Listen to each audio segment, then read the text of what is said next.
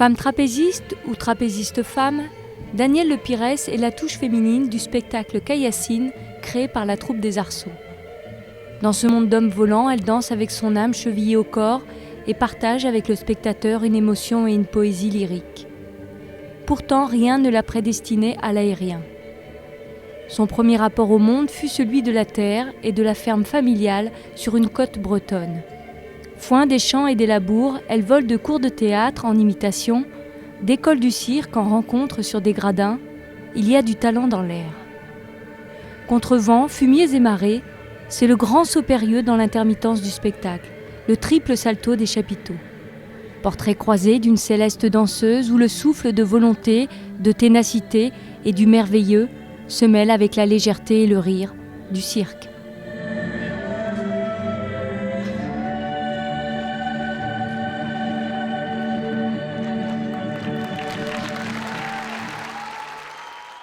Je suis partie à Rome faire un stage chez les Colombaioni.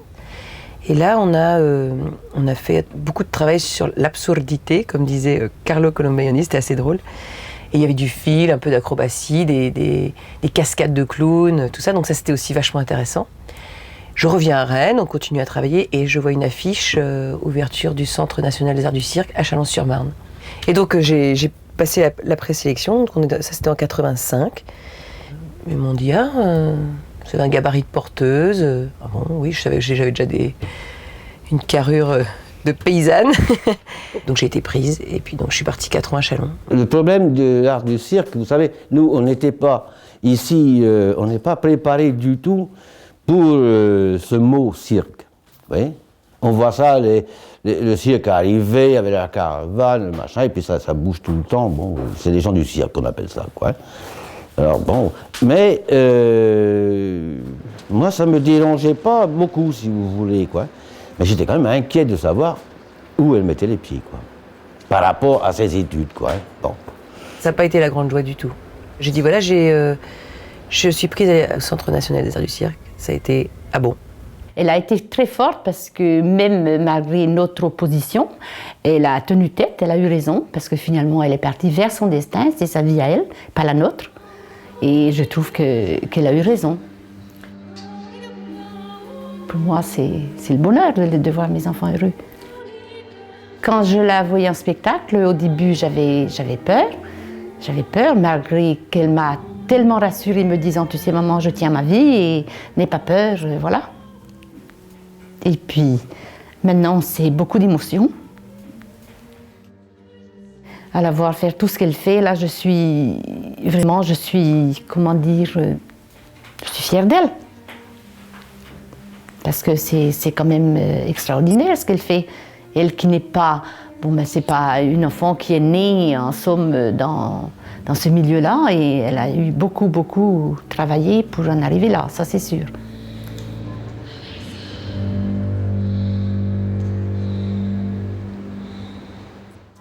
Et à la fin de l'année scolaire, donc à Chalon, nous sommes allés la voir, et là j'ai bien vu qu'elle était dans son élément. Quand on voit qu'ils ont fait presque tous les pays du monde, et puis bon, que ça marche très bien, donc je pense qu'on a le droit d'être fiers. Oui, oui. L'arrivée à Chalon, oui, ça a été aussi pour moi la rencontre avec Danielle. On s'est retrouvés dans la même promotion, la première promotion.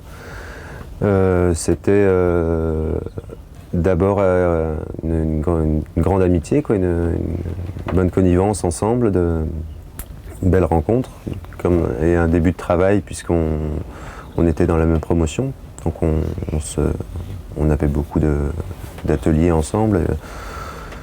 Surtout en art dramatique, et puis aussi sur le trapèze, parce que Daniel a apporté aussi en même temps que moi. Et puis c'est devenu une histoire d'amour au fur et à mesure de ces 4 ans et demi à Chalon.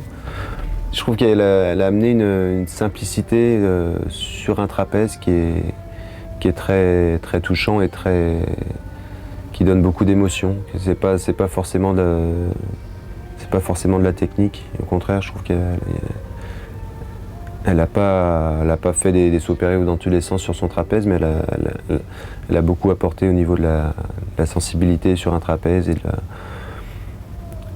Donc il y a le chant bien sûr, mais il y a toute la grâce qu'elle peut avoir là-haut, les lignes de son corps et de ses mouvements qui apportent beaucoup d'émotions, je pense.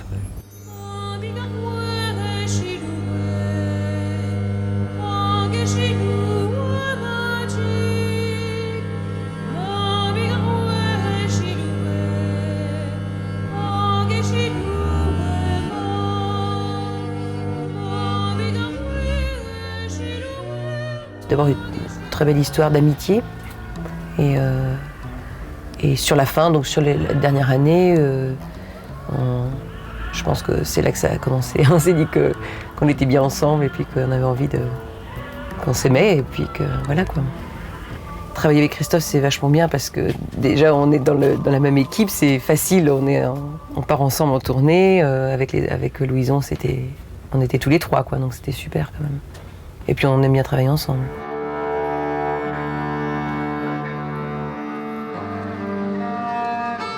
Je suis le dernier d'une famille de 7. Mes parents m'ont toujours fait confiance, m'ont toujours fait une grande confiance sur le choix sur mes choix de vie. Donc c'est vrai que peut-être quand j'ai passé le bac en y allant pour rigoler, en ayant beaucoup de zéros, ça leur a fait peut-être un peu peur, mais j'étais déjà parti ils sentaient que j'étais déjà parti sur un métier artistique. Ma mère fait de la sculpture, donc mon grand-père faisait des vitraux. Il y a tout un côté artistique du côté de ma mère que je pense qu'elle a senti, quoi, et qui lui faisait plaisir. Elle a senti qu'il y avait quelque chose qu'elle pouvait me faire confiance là-dessus, quoi.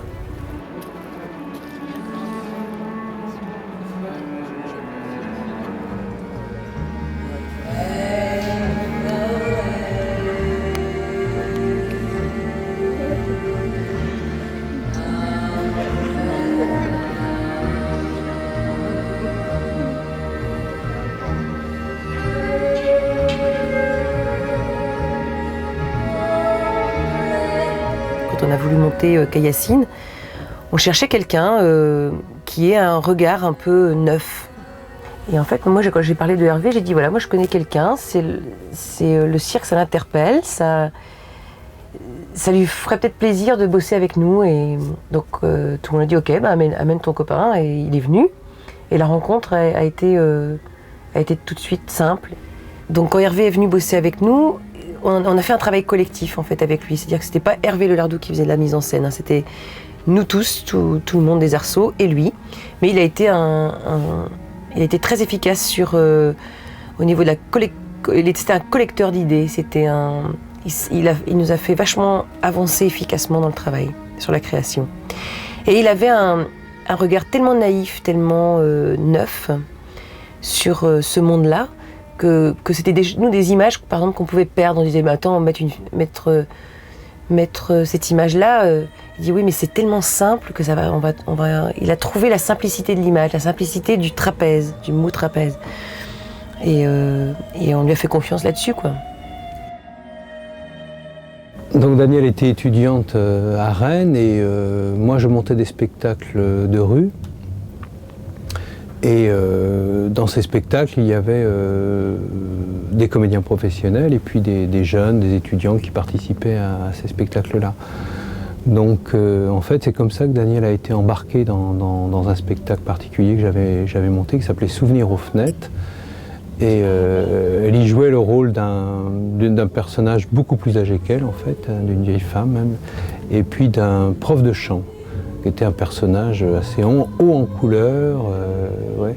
Et ouais, j'ai senti chez elle une envie de jouer, de composer des personnages, et tout de suite une présence, quoi, une présence très forte. Et oui, il y a une forme une assurance déjà, même très jeune, quoi, dans ce travail-là, quoi. Donc, et puis un plaisir immense à jouer. Et voilà, quand elle est allée vers le cirque, je ne savais pas trop vers quoi elle allait s'orienter, mais Mais bon, je sentais qu'elle avait effectivement quelque chose à faire dans ce milieu-là, quoi. C'est pas n'importe quoi de rencontrer une compagnie comme les Arceaux. Enfin, c'est une équipe, mais c'est beaucoup plus que ça, quoi. C'est vraiment un esprit. C'est vraiment un esprit, c'est vraiment une communauté.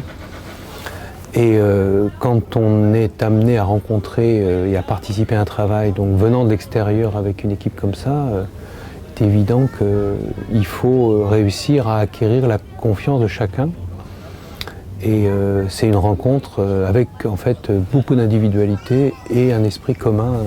Et c'est tout ça qu'il faut comprendre et qu'il faut intégrer pour pouvoir commencer à travailler. Donc ça a été déjà très long, très compliqué. Pendant une année, avant que le spectacle ne soit mis en répétition à Lannion, on a régulièrement provoqué des rencontres où j'ai discuté avec les uns, avec les autres. Donc ça a été pour moi ça a été de comprendre un collectif dans son fonctionnement, dans ce qui se dégage, et aussi chaque individu. Et je crois que c'était ça l'objet, l'enjeu, et ce qui me plaisait pour moi dans ce projet-là, c'était d'entendre chacun d'entre eux et de mettre en scène l'ensemble où chacun allait pouvoir se retrouver et aussi où le public allait pouvoir trouver chacun d'entre eux. Les Arceaux à Lannion, c'est d'abord un dossier qui arrive un beau jour de 97 sur mon bureau. C'est la fascination que ce dossier exerce sur moi, sur l'équipe du Carré. C'est dans la foulée de ça, quelques mois plus tard, une rencontre avec Laurence de Magalès et Stéphane Ricordel, qui arrivent ici avec une détermination, une volonté qui va provoquer la nôtre et nous donner l'envie de prendre ce risque avec eux, puisque d'emblée ils arrivent ici en disant c'est là qu'on a décidé de résider pendant les 3 mois de notre prochaine création. On s'est embarqué dans cette histoire sans trop réfléchir, je crois. Heureusement qu'on n'a pas trop réfléchi, parce qu'on n'y serait jamais rentré. On savait faire des additions, et quand on les a faites, elles avaient de quoi être effrayantes. Et puis une fois qu'on était dedans, il a bien fallu assumer le fait d'être dedans. Donc il a fallu trouver des partenaires, et on a dû être des avocats convaincants, puisqu'ils ont été un paquet à partir avec nous, et permettre que cette aventure puisse voir le jour. On s'était dit avec les Arceaux, les 6 premières ont eu lieu à Lannion, mais pour que les Lagnonnais puissent véritablement se rendre compte donc, du bébé qui est né ici, il faut absolument qu'ils voient les 5 dernières. On ne pensait pas qu'il faudrait attendre 5 ans. Et que ce spectacle allait devenir le spectacle emblématique du nouveau cirque à la française, qu'il allait faire le tour du monde, arpenter les 5 continents. Et je suis très heureux finalement de cette aventure, très heureux de m'y être embarqué, très heureux qu'elle soit arrivée à cette bande de fous généreux et poètes qui portaient avec eux un des plus beaux projets qui soit, et qui se sont engagés comme peu d'artistes savent s'engager dans leur propre production. Faut pas oublier que ces 25-là se sont à un moment constitués en société civile immobilière, ont mis chacun 100 000 balles dans leur production. Imaginez, je suis trapéziste, j'arrive devant mon banquier, je viens lui emprunter 100 000 balles à investir sur la production de mon rêve, et je sais pas si ça va marcher, je sais pas si ça va tourner, je vous le rembourserai, je sais pas trop comment. Oui, et puis la dimension collective qu'elle a là, où à la fois l'individu ressort très fortement, mais en même temps dans un collectif au service d'eux. Et c'est tellement vrai chez ces trapézistes qui le disent eux-mêmes d'ailleurs. Si on ne se tient pas en bas, il n'est pas question de se tenir là-haut. Donc ça induit un rapport au monde, une vision du monde, un rapport entre les êtres, un rapport à l'altérité qui je trouve est tout à fait exemplaire, quoi. Et c'est aussi ça qui m'intéresse. C'est au-delà de la pratique de cet art des limites repoussées en même temps, constamment, c'est-à-dire de la confrontation à de la confrontation à sa propre limite, qu'elle soit mentale ou qu'elle soit physiologique. Donc on a affaire à des gens d'une humilité absolument extraordinaire, capables d'accomplir des exploits eux-mêmes extraordinaires, confrontés sans arrêt à l'absolu de la limite, et constamment dans le doute. Ça en fait des êtres, je trouve, moi, d'une générosité, d'une présence au monde plutôt rare, et même très rare dans le monde culturel et dans le monde du spectacle.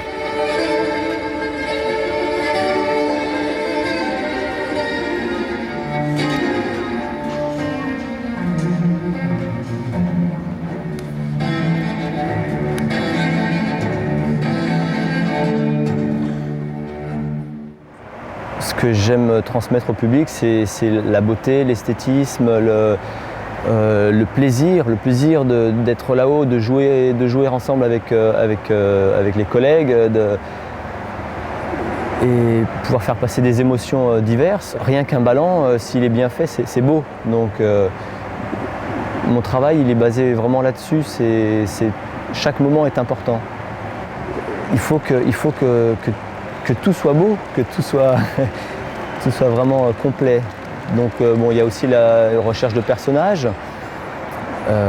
Plus on est à l'aise avec ce que l'on fait, plus on peut se permettre d'être libre justement de jouer, d'être à l'écoute complète avec non seulement ce qu'on fait soi, le porteur, mais aussi tout le reste, la musique, la lumière, c'est vraiment complet. Danielle, c'est ma grande sœur de cœur. On s'est vu évoluer ensemble à travers nos expériences, aussi bien au niveau du trapèze qu'au niveau du comédien. On a fait du travail de comédien ensemble et c'est une osmose qui s'est créée. On se connaît peut-être depuis 18 ans, mais peut-être au-delà de ça, on ne sait pas.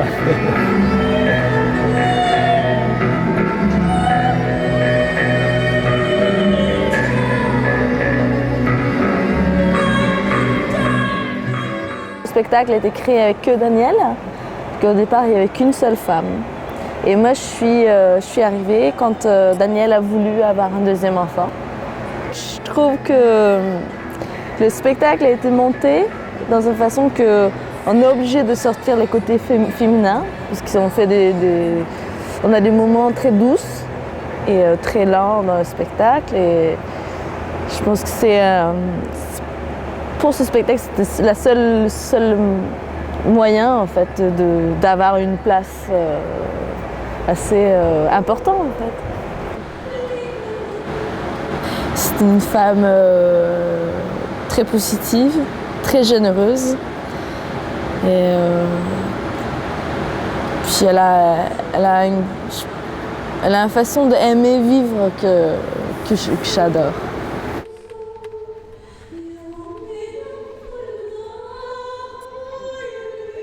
Je suis native d'Aurillac, la ville où il y a le festival de théâtre de rue. Donc moi je connais les Arceaux depuis très longtemps en tant que spectatrice, depuis leur premier spectacle il y a plus de 10 ans maintenant. Et je suis partie enseigner au Maroc pendant une année. Et à cette époque-là, la compagnie avait des enfants qui étaient presque exclusivement d'âge maternel, donc ils les scolarisaient dans les écoles où ils passaient, dans les villes où ils se trouvaient. Donc voilà, je me suis retrouvée avec 5 petits arceaux dans ma classe. Donc c'était à Agadir au Maroc. Et à cette époque-là, ils cherchaient une instite puisque les enfants rentraient en CP l'année suivante. Donc se posait le problème de la régularité de la scolarité. Donc j'étais là au bon moment. Et puis voilà, ça a été une rencontre avec ces gens-là. Un beau pari parce que rien n'existait encore, tout était à faire. Donc j'ai dit oui et puis voilà, je suis partie. Les plus jeunes ont 4 ans et la plus vieille 14. C'est beaucoup de plaisir hein, parce que c'est une situation un petit peu privilégiée, c'est-à-dire que je connais extrêmement bien les familles, extrêmement bien les enfants. J'ai appris à lire à la plupart d'entre eux, donc il y a un suivi, j'allais dire, qui est idéal. Et je connais aussi très bien les familles, il y a une relation de confiance très très forte, donc c'est presque les meilleures conditions possibles. La vie étant un peu, pas agitée, mais changeante, hein, on change de lieu au minimum. La durée minimum dans un lieu c'est 3 semaines et maximum ça peut aller jusqu'à 2 mois, donc on change très très souvent de lieu. Donc à l'école j'essaye de garder des horaires et un cadre qui leur servent de repère en fait. Donc les horaires sont toujours les mêmes pour les jours de classe, c'est 9h midi, 2h 5h. Et j'essaye de garder un rythme de 4 jours de classe par semaine. En sachant que la chose qui peut sembler étrange, c'est que les jours de congé des enfants correspondent aux jours de relâche des spectacles. Ce serait absurde d'avoir une école sur le cirque et que les enfants soient à l'école alors que les parents ne travaillent pas. Donc il m'arrive par exemple de faire classe le samedi et le dimanche et notre week-end on va le prendre le lundi et le mardi. Voilà.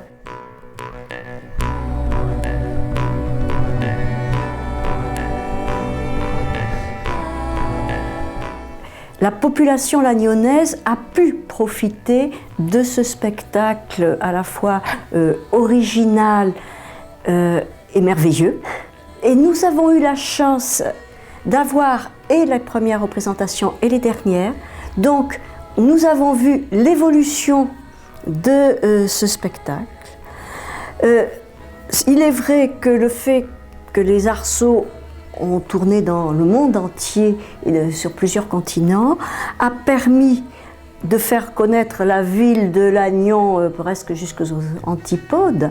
Donc je pense qu'ils ont apporté une image très positive de Lannion, et à l'occasion je voudrais dire que ça correspond bien au dynamisme de Lannion.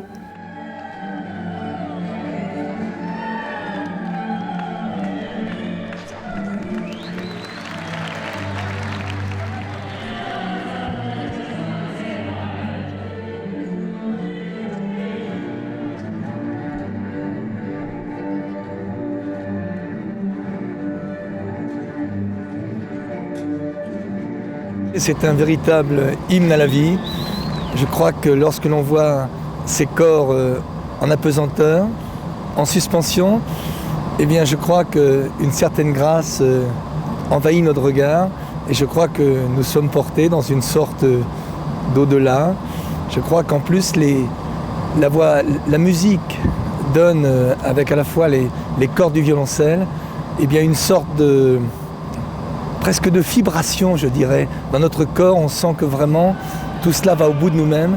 La voix crée une sorte de résonance intérieure qui, je pense, également nous envahit et amène peut-être notre pensée dans un doux rêve qui nous porte peut-être au bout du sens que la vie doit prendre à partir d'un tel spectacle.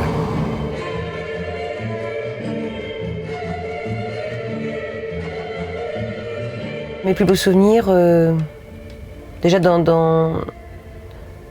le travail du trapèze, c'est d'avoir assumé cette place de femme que j'ai assumée, je pense, simplement.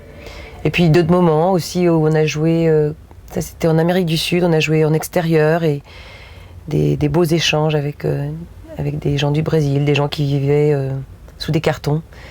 Et on a joué tout près d'eux et c'était comme un cadeau du ciel qu'on leur donnait, quoi. Parce qu'on jouait en extérieur, donc c'était gratuit, c'était des filles de 15 ans, enceintes, avec des enfants, et qui venaient nous voir, et quand on est parti, il y a eu un super... c'était très touchant. Et puis ouais, des publics, aussi des publics en Pologne par exemple, un public vachement doux, vachement attentif, super chaleureux. Et ouais, il y a des endroits comme ça qui restent ici, Lannion. On se sent vachement soutenu, vachement aimé. On a fait la création ici, avec un spectacle fragile, beaucoup de retard, enfin tout ça. Et puis les gens du Carré Magique, vachement disponibles. Je pense que Daniel, comme Christophe Quéquet, vont sûrement avoir un temps orphelin, puisqu'ils ne repartent pas dans la prochaine création. Un temps orphelin de séparation, donc d'avec cette famille incroyable. Et que Daniel Quéquet s'en va, c'est triste, mais en même temps c'est un choix qu'eux sont tellement réfléchis, tellement tournés dans tous les sens. Et ils sont heureux de cette décision, c'est que je peux que être heureux pour eux.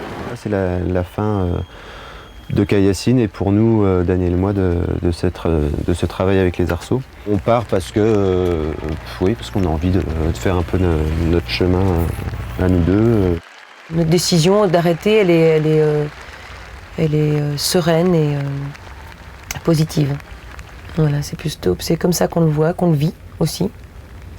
Il y a vachement... on peut sentir ici dans la compagnie des gens qui disent pourquoi vous partez, c'est con, puis d'autres gens qui nous disent c'est super que vous arrêtiez. Au moment par exemple où là, Cayassine, c'est un peu, ça a été, c'est un spectacle qui a très bien marché et tant mieux, on en est super content. Vous partez au moment où ça marche super bien, tiens ouais, pourquoi pas, et il n'y a pas de... Ouais, on part simplement, j'ai envie de dire.